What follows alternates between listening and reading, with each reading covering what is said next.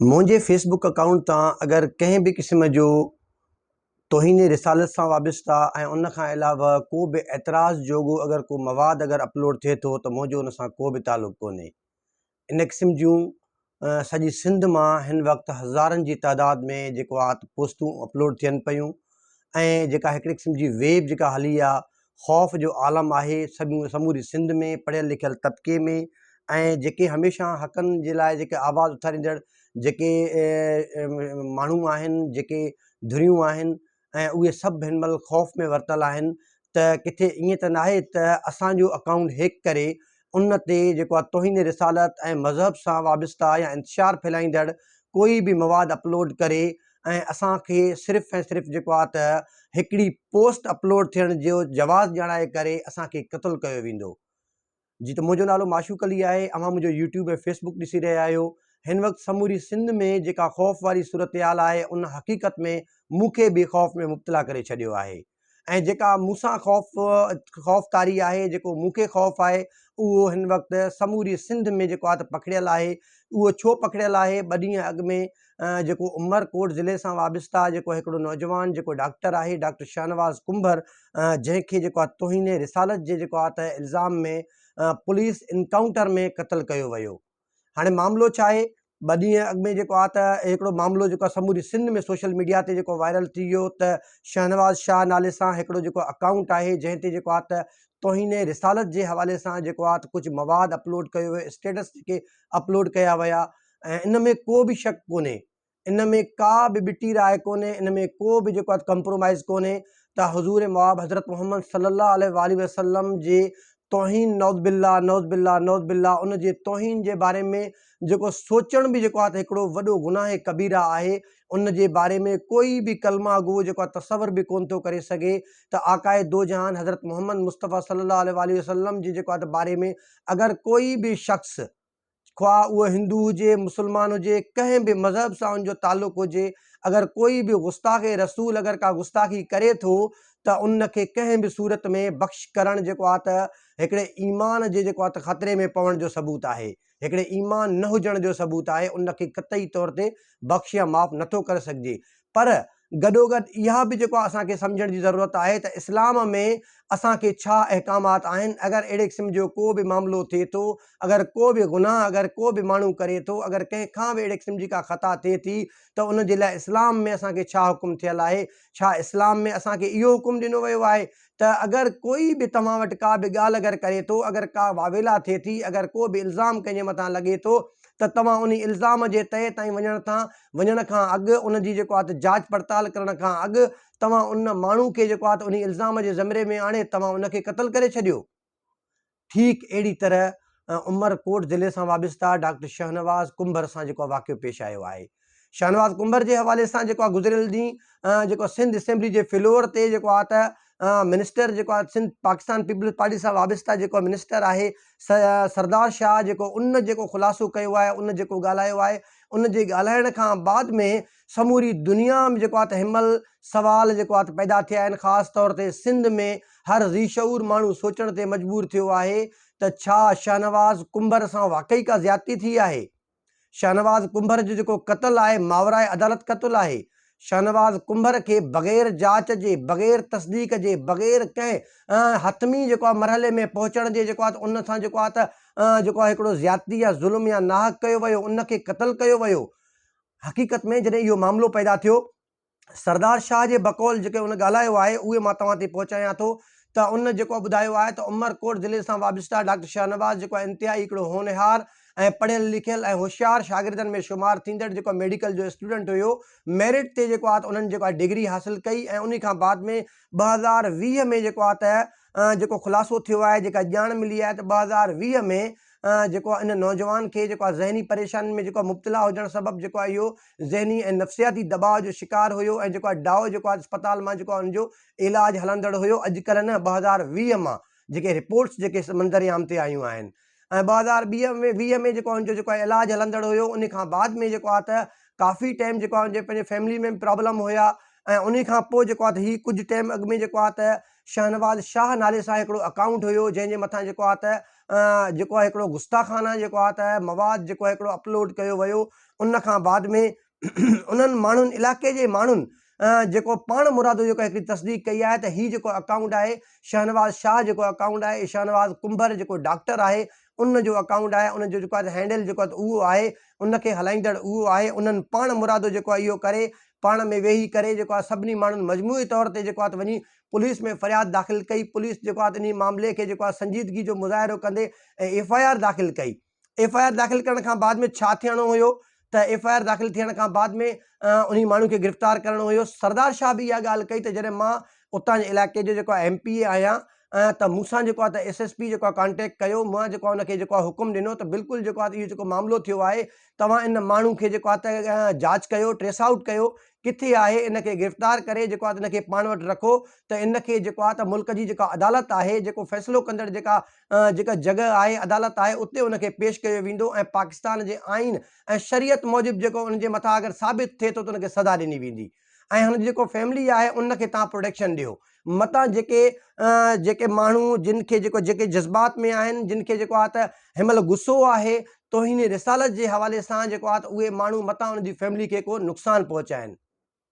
पोइ सरदार शाह जे बकौल जेको आहे त उन माण्हू जी जेको आहे पाण मुरादो हिकिड़ी वीडियो जेको आहे त ॿिए हिकिड़े अकाउंट तां उहो डॉक्टर शहनवाज़ कुंभर जेको आहे त अपलोड करे थो, उहो ॻाल्हाए थो, उहो ॿुधाए थो जेको आहे त हीउ जेको अकाउंट आहे शहनवाज़ शाह गुज़िरियल साल खां वठी जेको आहे त मुंहिंजे इस्तेमाल में कोन आहे, इहो ॿियो को माण्हू इस्तेमालु करे थो ऐं मुंहिंजे मथां जेको इल्ज़ाम लॻाया वञनि था। मां हिन वक़्तु कराचीअ जे कंहिं होटल में जेको आहे रिहाइश पज़ीर आहियां, मां तमामु परेशानी में आहियां ऐं मुंहिंजे मथां जेको आहे इल्ज़ाम मढ़िया पिया वञनि ऐं उन मुख़्तलिफ़ ॿिया बि इल्ज़ाम जेको हुते ॿुधायो वीडियो में जेको आहे त उहा वीडियो कमरे खां वठी जेको आहे त गैलरी ताईं सीढ़ियुनि ताईं जेको उन लोकेशन पंहिंजी ॿुधाई आहे। उन चयो मां पुलिस खे पाण ॿुधायां थो मां किथे रिहाइश पज़ीर आहियां ऐं उन पाण मुरादो जेको आहे ज़रियनि मूजिबि पाण मुरादो पुलिस खे पंहिंजी जेको आहे जॻह जी मालूमात ॾिनी। उन खां बाद में जेको आहे त पुलिस जेको आहे उनखे जेको आहे उतां खणी आई कि जीअं गिरफ़्तार कयो। गिरफ़्तार करण खां बाद में फौरी तौर ते जेको सरदार शाह सां जेको उनजो राब्तो थियो। SSP जेको आहे त उमरकोट जेको उनखे ॿुधायो त जेको आहे असां माण्हू गिरफ़्तार कयो आहे त उमरकोट जो जेको गिरफ़्तार थियल जेको डॉक्टर हुयो उन हवाले सां सरदार शाह जो चवणु हुयो त मूं SSP खे जेको आहे त हुकुम ॾिनो, उनखे चयो त तव्हां इनखे हेॾे खणी अचण जे बजाए तव्हां उनखे कराची में ई किथे जेको आहे सेफ हाउस ते रखो ताकि इन जेको गिरफ़्तारी जेको आहे त कंहिं कोर्ट में वञी पेश कयूं उनजो। पर छा थियो त राति जी ऊंदाही में जेको आहे त उहो माण्हू जेको आहे त पुलिस उनखे खणी ऐं जेको आहे मीरपुर ख़ास पुलिस जे हवाले कयो ऐं मीरपुर ख़ास पुलिस जेको आहे उनखे इनकाउंटर में मारे छॾियो। ऐं बाद में जेको सरदार शाह चवण त मूंखे जेका मालूमात ॾिनी मीरपुर ख़ास पुलिस जो चवणु इहो हुयो त जेको हिन सां गॾु संगती हुयो, दोस्त हुयो, उन जे फायर में जेको आहे त हीउ जेको आहे क़तल थी वियो आहे, मारिजी वियो आहे ऐं उहो जेको संगती हुयो उहो उतां खां फ़रार थियण में कामयाबु थी वियो आहे। हाणे पुलिस जा एनकाउंटर कीअं थींदा आहिनि उहे सभिनी खे ख़बर आहे पुलिस कीअं एनकाउंटर कंदी आहे। पुलिस जा 98% जेके बि एनकाउंटर हूंदा आहिनि उहे फेक हूंदा आहिनि, जाली हूंदा आहिनि, जुड़तू हूंदा आहिनि। पुलिस माण्हुनि खे गिरफ़्तार करे कई ॾींहं पंहिंजी हिरासत में रखण खां बाद में मख़सूस जायुनि ते वञी करे उन्हनि खे कॾहिं सीने में, कॾहिं पुठी में, कॾहिं टंगुनि में जेको आहे त ऐं सो बि गोॾे में ऐं जेको आहे त उनखे हणी करे उनखे एनकाउंटर ॾेखारींदा आहिनि असां हिनखे मुक़ाबिलो कयो आहे ऐं मुक़ाबले में हीउ ज़ख़्मी थियो आहे, हीउ मारिजी वियो आहे।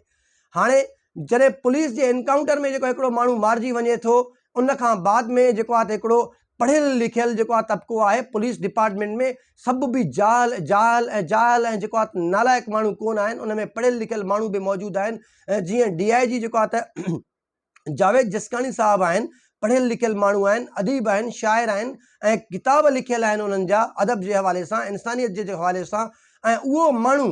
उन्हनि खे ज़रा बराबरि बि शर्म कोन थो अचे त जॾहिं उहे जेको आहे त मख़सूस हिकिड़ो तबिको आहे उहो वञी हुननि जे मथां जेको आहे त मणे गुल जेको आहे हिन जे मथां निछावर कनि था ऐं जेको आहे त ऐं उनखे हार पाराइनि था, कनियूं पाराइनि था ऐं हीअ मुबारकूं वसूल कनि था हिकिड़ो कूड़ो ऐं जुड़तू इनकाउंटर करे। हाणे सोचण जी ॻाल्हि इहा आहे त पुलिस जेका असांजे जेको आहे सिंध में जेका पुलिस आहे, पाकिस्तान में जेका पुलिस आहे, उहो जेको आहे त जेको मुमताज़ कादरी जेको आहे त गाज़ी जेको थियो हुयो उहो मुमताज़ कादरी जो किरदारु निभाइण लॻी आहे।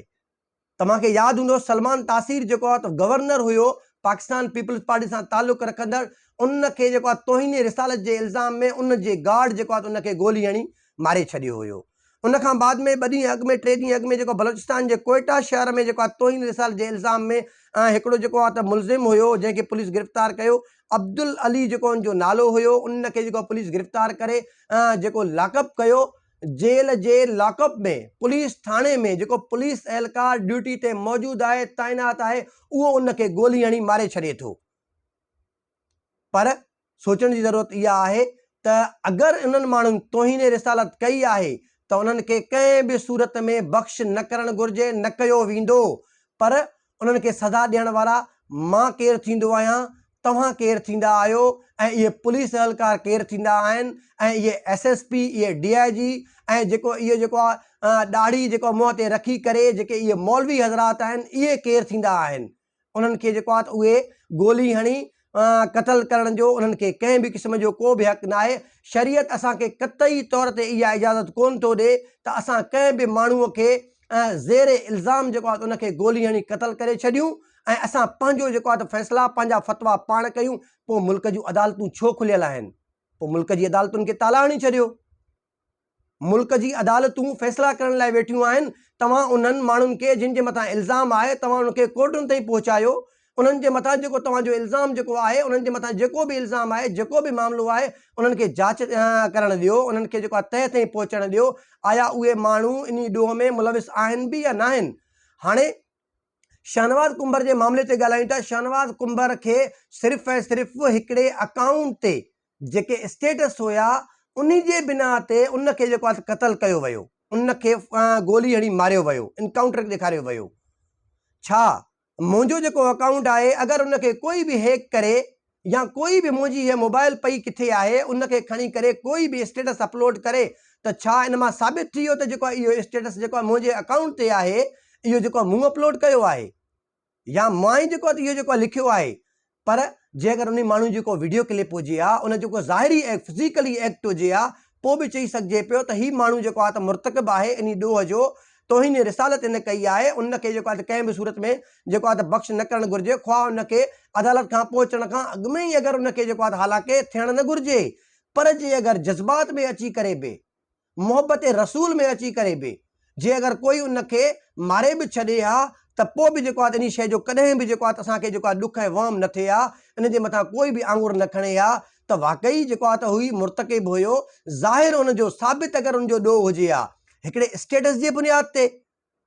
मां अॼु सवाल थो कयां उन जेको आहे त मज़हब जे जेको ठेकेदार मौलवियुनि खां, सुभाणे तव्हांजे जेको आहे मोबाइल जेको तव्हां सोशल मीडिया ते जेके अकाउंट्स आहिनि तव्हांजा, तव्हांजे सोशल मीडिया जे कंहिं बि अकाउंट तां अगरि कोई बि शरपसंद माण्हू को बि गुस्ताखाना मवाद अगरि को अपलोड करे थो, छा सुभाणे बि तव्हांखे बि तौहीन रिसालत जे ज़िमरे में आणे करे क़तल कयो वञे? कंहिं बि जांच खां बग़ैर, कंहिं बि तस्दीक खां बग़ैर, कंहिं बि शाहिदी, कंहिं बि जेको साबिती खां बग़ैर तव्हांखे क़तल कयो वञे? तव्हां नथा सम्झो जेको हिन वक़्तु जेको पूरे दुनिया में इस्लाम जे हवाले सां जेके इस्लाम दुश्मन जेके कुवतूं आहिनि, केतिरियूं सरगर्म आहिनि,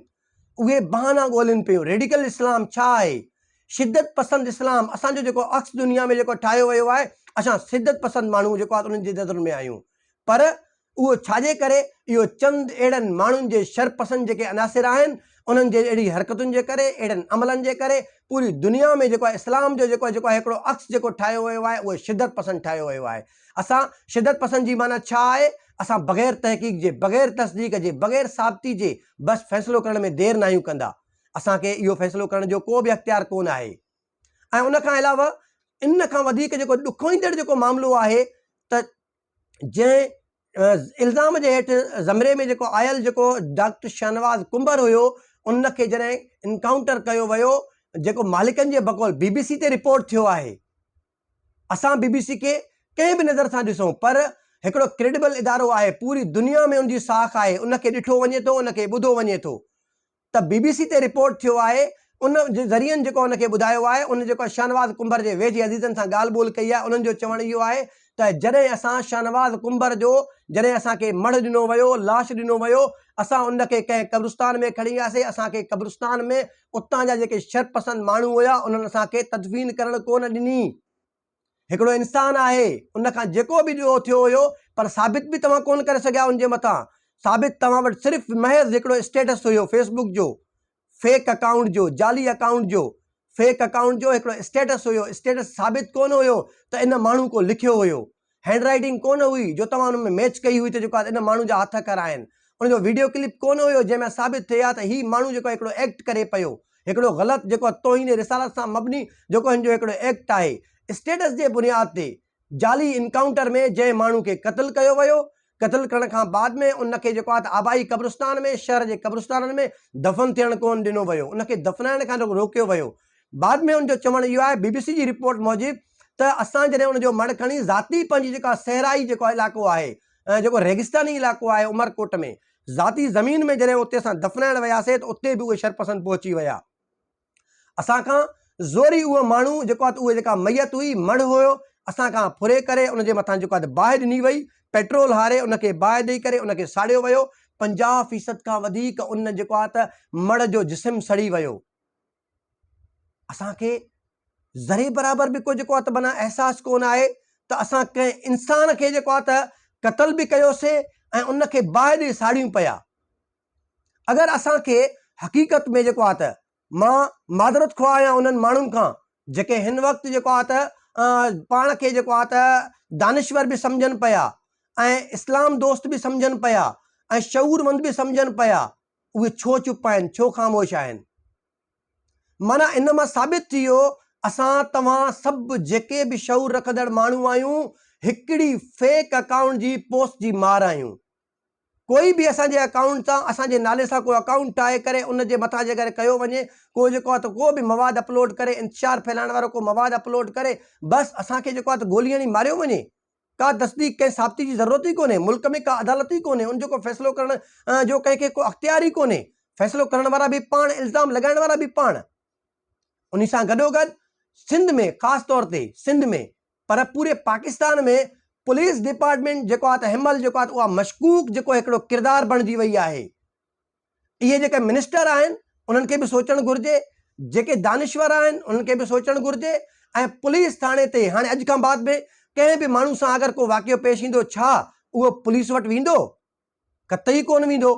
पाण खे पुलिस जे हवाले कंदो? कतई कोन कंदो। पुलिस जो किरदारु मशकूक बणिजी वियो आहे। पुलिस डिपार्टमेंट अंदरि जेको जुनूनी जेके माण्हू वेठा आहिनि, जिन खे जुनूनी दौरा पवंदा आहिनि, उन्हनि खे शर्म अचणु खपे, उन्हनि खे ॾिसणु खपे, उन्हनि खे सम्झणु खपे। जेको आला इदारो आहे हिकिड़ो जेको आहे त मुल्क जो सिक्योरिटी जो इदारो आहे, तव्हांजो कमु आहे माण्हू खे तहफ़ुज़ फ़राहम करणु। तव्हांजो कमु इहो कोन आहे त जेको हिकिड़ो माण्हू तव्हांजी हिरासत में हुजे, तव्हां वटि मौजूदु हुजे, तव्हां उनखे जेको आहे बुज़दिलाणो जेको तरीक़ो अपनाए करे उनखे जेको आहे क़त्ल करे छॾियो ऐं जेको आहे त वरी बेशर्मी जो मुज़ाहिरो करे तव्हां मुबारकबादूं वसूल कयो। तव्हांखे शर्म अचणु खपे। तव्हां पूरी पुलिस डिपार्टमेंट खे लॼायो आहे, तव्हां इंसानियत जी तज़लील कई आहे। हाणे ॾिसण जी ज़रूरत इहा आहे त जेका जांच कमेटी जेका जुड़ी आहे त इहा जांच कमेटी कहिड़ो किरदारु जेको आहे त निभाए थी, त जेको मामिलो थियो आहे, इहो मामिलो इन जे पोयां कहिड़ा किरदार हुया, इन जे पोयां जेको आहे त कहिड़ी हिकमत अमली हुई, इहे कहिड़ा मामलात हुया जंहिंजे करे जेको आहे त ख़ाली हिकिड़ी पोस्ट जी बुनियाद ते जेको आहे त हिकिड़े माण्हू खे जेको आहे जंहिं माण्हू पाण गिरफ़्तारी पेश कई आहे, हिकिड़ो पढ़ियल लिखियल हिकिड़ो डॉक्टर आहे, उहो हिकिड़ो माण्हू जेको 2020 खां नफ़्सियाती तौर ते जेको आहे त उहो नफ़्सियाती जेको आहे त बीमारी जो जेको आहे त उनजो इलाजु हलंदड़ आहे ऐं जंहिंखे असां सवली सिंधी में पागल बि चई सघूं था, जेको उनखे जेको आहे जंहिंजो दिमाग़ी तवाज़ुन ठीकु न आहे, असां इहो बि चई सघूं था। पर छा आहे असांजो सरदार शाह जे लफ़्ज़नि में त जेके बि असांजे हिन मुल्क में चरिया आहिनि, जिन जो दिमाग़ी तवाज़ुन ठीकु न आहे, उहे कुझु बि ॻाल्हाईंदा आहिनि, उहो कुझु बि बके वेंदा आहिनि, कुझु बि ॻाल्हाए वेंदा आहिनि। छा सुभाणे तव्हां वाक़ई सॼे मुल्क में जेको हिकिड़ो क्रैकडाउन कंदो, जेके बि पागल आहिनि तव्हां सभिनी खे जेको आहे सरेआम चौंकनि ते रोडनि ते बीह तव्हां गोलियूं हणंदव, पोइ वरी तव्हां जेको आहे त वरी जेको आहे इहा बेशर्मीअ जो मुज़ाहिरो करे तव्हां वरी मुबारकबादूं वसूल कंदव। ऐं इहे माण्हू आकाए दो जहान हज़रत मोहम्मद सल्लल्लाहु अलैहि वसल्लम जे साम्हूं क़यामत जे ॾींहुं कहिड़ो मुंहुं खणी जेको आहे त उते जेको पेश थींदा, जंहिं जेको आहे हिते जेको इहो कूड़ी जेके जेको आहे फ़तवाऊं, कूड़ा जेके मामलात करे जेको पाण खे हिते दुनिया में जेको आहे इज़त ॾियण जी जेको आहे त दावाऊं कनि था, मोतबर थियण जी जेको आहे कोशिशि कनि था। मादरत सां मां उन्हनि दोस्तनि खे जेको आहे इहो मुखातिब आहिनि जेके मज़हबी जेके दोस्त आहिनि, जेको उन्हनि खे जेको आहे इहा ॻाल्हि पुछूं था त तव्हांजी नज़रुनि में अॼु ताईं जेको आहे त जेके उहे मौलवी हज़रात कोन गुज़रिया आहिनि जेके मिंबर रसूल ते वेही जेको आहे त जेको असांजूं ॻाल्हियूं कंदा आहिनि, इस्लाम खे जेको आहे त उनखे जेको आहे त फैलाइण जो जेको आहे दावाऊं कंदा आहिनि, ॻाल्हियूं कंदा आहिनि ऐं वरी उन मस्जिदुनि में अहिड़ा खोड़ सारा गलीज़ किरदार जेके मौलवी जेके पकड़िया विया, जेके मासूम ॿारनि सां जेको आहे ज़ना कंदा आहिनि, उहे तव्हांजी नज़र में कोन गुज़रिया? उन्हनि जे लाइ अॼु ताईं कहिड़ी फ़तवा तव्हां ॾिनी आहे? उन्हनि खे तव्हां कहिड़ो कैफ़र किरदार ताईं पहुचायो आहे? सो ख़ुदारा, जज़्बात खां कमु वठण खां पहिरियों तव्हांखे साबित करण जी ज़रूरत आहे। इस्लाम बि इहो चवे थो त तव्हां साबित कयो, साबित करण खां बाद में जेको बि उनजो जेको गुनाह आहे, जेके उनजी सज़ा ठहे थी, उनखे उहा सज़ा ॾिनी वञे, उनखे कंहिं बि सूरत में बख़्श न कयो वञे। आकाए दोजान हज़रत मोहम्मद मुस्तफ़ा सल्लल्लाहु अलैहि वसल्लम जे शान में गुस्ताखी करण वारे खे कंहिं बि सूरत में बख़्श न कयो वेंदो, उनखे कंहिं बि सूरत में न छॾियो वेंदो। पर गॾोगॾु आकाए दोजान मोहम्मद मुस्तफ़ा सल्लल्लाहु अलैहि वसल्लम जे शान में गुस्ताखी जे जेको इल्ज़ाम में, कूड़े जेको आहे त इल्ज़ाम में, ऐं उनखे जेको आहे त माना जेको आहे त को ढाल बणाए करे बेगुनाह माण्हुनि खे जेको आहे त क़त्ल कंदड़ ऐं उन्हनि जी तज़लील जो निशानो बणाईंदड़ ऐं उन्हनि जी ज़िंदगियुनि खे अज़ाब बणाईंदड़ उन्हनि किरदारनि खे बि कंहिं बि सूरत में बख़्श न कयो वेंदो, जेके इस्लाम जी आड़ में मख़सूस पंहिंजे मफ़ादनि जी जेको पैरवी कनि पिया। मख़सूस माण्हुनि मां जेको उन्हनि खे अगरि को तासब आहे, को तकलीफ़ आहे, को मामिलो आहे, तव्हां ही इस्लाम हिकिड़ो हसास मामिलो आहे। गुस्ताख़ रसूल जो जेको मामिलो आहे हिकिड़ो हसास मामिलो आहे। तव्हां इनखे ढाल बणाए करे जेको आहे त पूरी दुनिया में जेको इस्लाम खे जेको आहे त हिकिड़ो धकु रसाइण जी कोशिशि कयो था, तव्हांखे सोचणु घुरिजे। ऐं पूरी दुनिया में हिन वक़्तु जेको आहे पाकिस्तान में इस्लाम जे हवाले सां जेके ॻाल्हियूं थियनि पियूं, इहो तव्हांजी नज़रुनि में कोन थियूं गुज़रनि। गुज़िरियल ॾींहं खां वठी जॾहिं सरदार अली शाह जी स्टेटमेंट जॾहिं सिंध असेंबली जे फ्लोर तां आई आहे ऐं पूरी दुनिया जी मीडिया जेकॾहिं इहा ख़बर जेका ब्रेक कई आहे त जेको आहे त हीउ कहिड़े क़िस्म जो मामिलो थियो आहे, पुलिस जो जाली इनकाउंटर थियो आहे, पुलिस पाण जेको आहे जुनूनी बणिजी करे हाणे माण्हुनि खे क़त्ल करे पई। हाणे पुलिस बि मशकूक बणिजी वई आहे। कोई बि माण्हू पाण खे पुलिस जी हिरासत में महफ़ूज़ कोन थो सम्झे। सो मुल्क जा जेके इदारा आहिनि, जेके कानून नाफ़िज़ कंदड़ इदारा आहिनि, मुल्क जा जेके हुक्मरान आहिनि ऐं जेके हक़ीक़ी तौर ते इस्लाम जी जेको आहे त पैरवी कंदड़ जेके मज़हबी जेको असांजा अॻवान आहिनि, ऐं मां उनखे हथ जोड़ गुज़ारिश कयां थो, ख़ुदारा तव्हां अॻिते अचो ऐं ही जेके तमामु डिपार्टमेंट्स में, तमामु इदारनि में, तमामु जेको आहे त जमातुनि में जेके कारियूं रेडियूं आहिनि, उनखे सरेआम ज़ाहिर कयो, ताकि सुभाणे को बि फ़ैसिलो करण में का बि झिझक न थिए। को बि फ़ैसिलो अगरि थिए थो उनजे मथां आङुरियूं न खॼियूं वञनि। ऐं हाणे जेका हिकिड़ी जेको आहे त ख़ौफ़ जी जेका सूरत हाल आहे, तव्हां जेको आहे सोशल मीडिया पेज खोलियो पंहिंजा, त हर जेको आहे त 3 पोस्टुनि खे छॾे करे 4हीं 5हीं 8हीं पोस्ट इहा ई आहे त मुंहिंजे जेको अकाउंट तां अगरि को मवाद अपलोड थिए थो, मुंहिंजो उन सां को बि तालुक़ु कोन्हे। माना हिकिड़ी ख़ौफ़ जी फ़िज़ा तव्हां क़ाइमु करे छॾी आहे।